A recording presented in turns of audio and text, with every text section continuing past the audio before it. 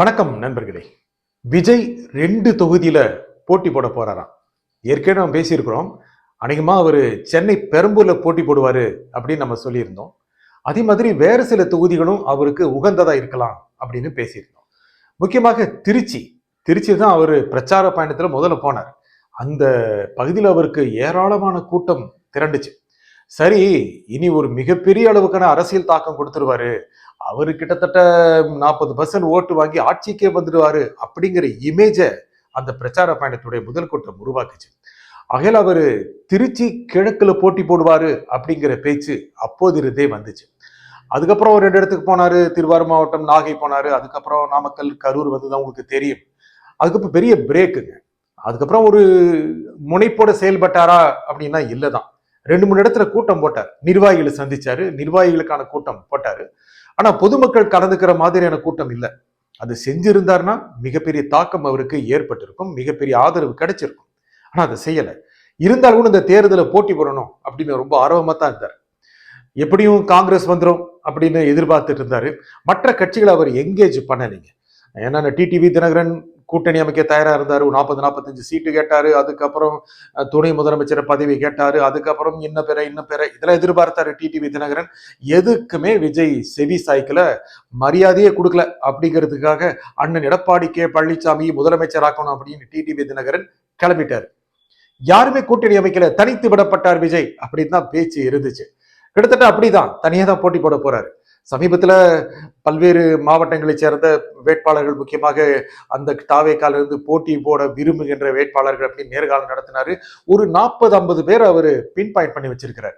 சென்னையில நிச்சயமாக பெரம்பூர் தொகுதியில விஜய் போட்டிடுவார் அப்படின்னு தெரியுது. என்ன காரணம் அப்படின்னா, அந்த தொகுதியில கிறித்தவ சமூகத்தினர் கிட்டத்தட்ட 15% இருக்காங்க. அதுல 40,000த்திற்கும் மேற்பட்டவர்கள் தாவேக்கால உறுப்பினராகி இருக்காங்க அப்படின்னு சொல்றாங்க. உறுப்பினர் ஆயிட்டா அப்படி ஓட்டு டிரான்ஸ்பர் ஆயிருமா அப்படிங்கிற சந்தேகம். ஆனா கிட்டத்தட்ட 40,000 பேர் விஜய்க்கு போட்டி போட்டார் கிறிஸ்தவ சமூகத்தினர். மற்ற சமூகத்தினர் இருக்காங்க அந்த தொகுதியில. பட்டியலின சமூகத்தினர் இருக்காங்க, சிறுபான்மையினர்ல இஸ்லாமியர்கள் இருக்காங்க, விஜய்க்கு ஆதரவாக இருக்கின்ற அவருடைய ஜென்சி சேர்ந்த நிறைய பேர் இருக்காங்க, முதல் முறை வாக்காளர்கள் விஜய்க்கு ஆதரவா இருக்கிறவங்க அவங்களும் இருக்காங்க. திமுக வேண்டாம், மாற்று கட்சி வரணும் அப்படின்னு நினைக்கிறவங்களும் அந்த தொகுதியில் இருக்காங்க.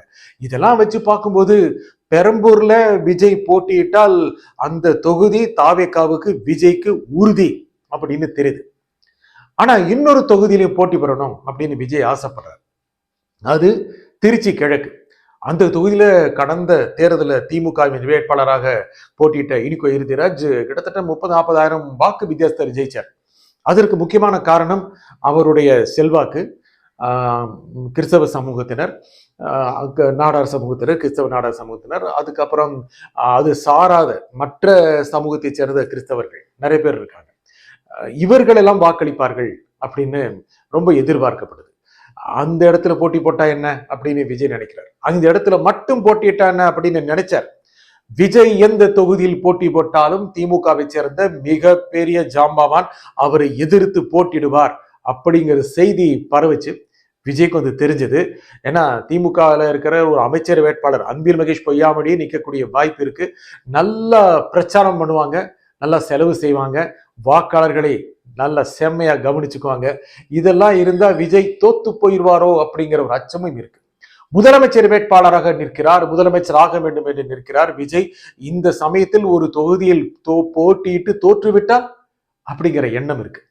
ஆகையால அங்கே அவரு போட்டியிடுவார். ஏன்னா அந்த அந்த பகுதியில ஒரு அதிர்வலைகளை ஏற்படுத்தணும் அப்படின்னு விஜய் நினைக்கிறார்.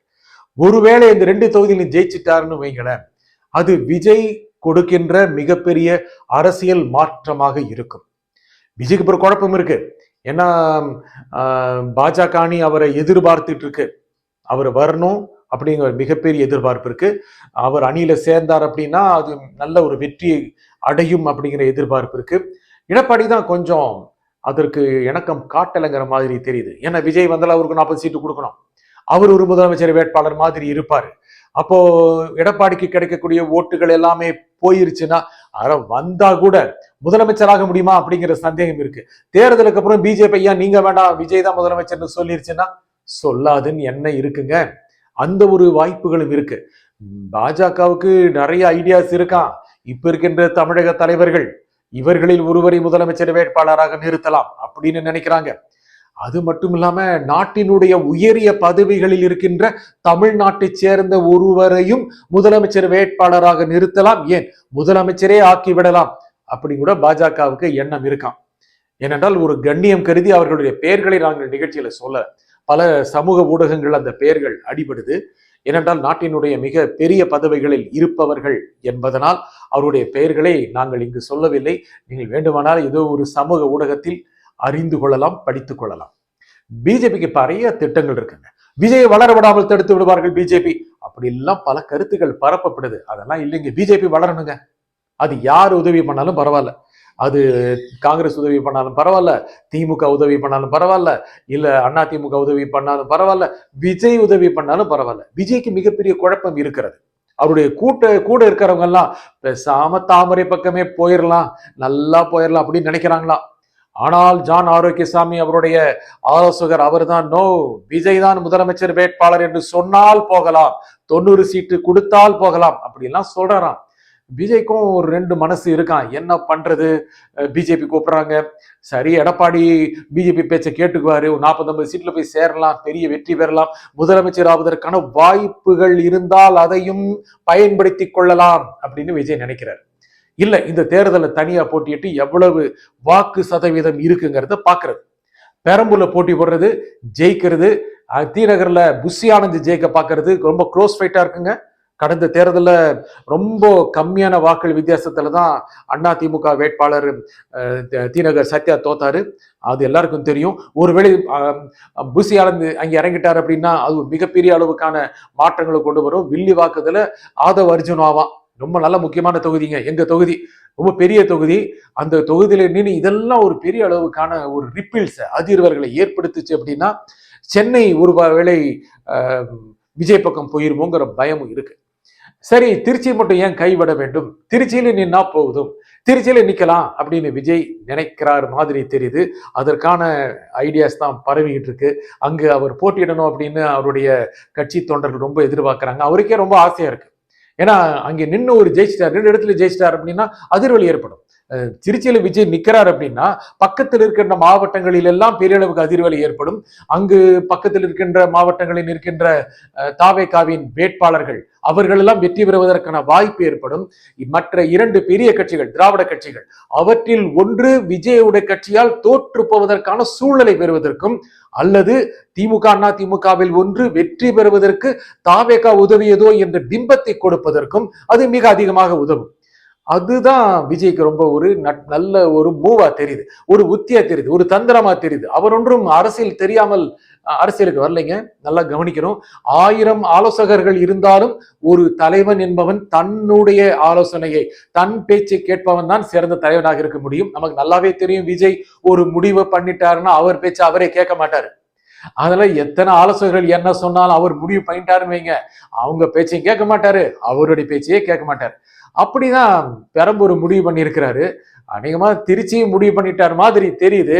ஏன் தலைவா நீங்க அங்கெல்லாம் நிக்கிறீங்களே, ஒரு கோயம்புத்தூர்லயும் நில்லுங்க, ஒரு மதுரையிலையும் நில்லுங்க, திருநெல்வேலியும் நில்லுங்க, இப்படியும் கட்சிக்காரங்க கேட்கறாங்களா? நோ, ஒரே தலைவன் 2 இடத்துல ஜெயிக்கலாம், 4 இடத்துல நிக்கிறதெல்லாம் இஸ் வெரி பேட் ப்ரோ அப்படின்னு விஜய் சொல்லிட்டார் மாதிரி தெரியுது. ஆகல தமிழகம் முழுக்க ஒரு பெரிய அதிர்வலை ஏற்படுத்தக்கூடிய சாத்தியம் தாவேகாவுக்கு இருக்கு. இன்னும் தேர்தல் தேதி அறிவிக்கப்படவில்லை. தேர்தல் தேதி அறிவிக்கப்பட்டவுடன் முக்கியமான முடிவுகள் எடுக்கப்படும். அதற்கு 2 முன்னாலதான் தாவேகாவுடைய கூட்டணி எப்படி இருக்கும் அப்படின்னு முடிவு பண்ணுவாங்க. இதெல்லாம் சேர்ந்துட்டா விஜய்க்கு இந்த தேர்தல் ஒரு நல்ல ஒரு சேலஞ்சா இருக்கும். சேலஞ்சை சந்திக்கத்தானே எல்லா தலைவர்களும் வர்றாங்க, விஜய் மட்டும் என்ன அப்படியே பின்வாங்கிடுவாரான்னு. நன்றி, வணக்கம்.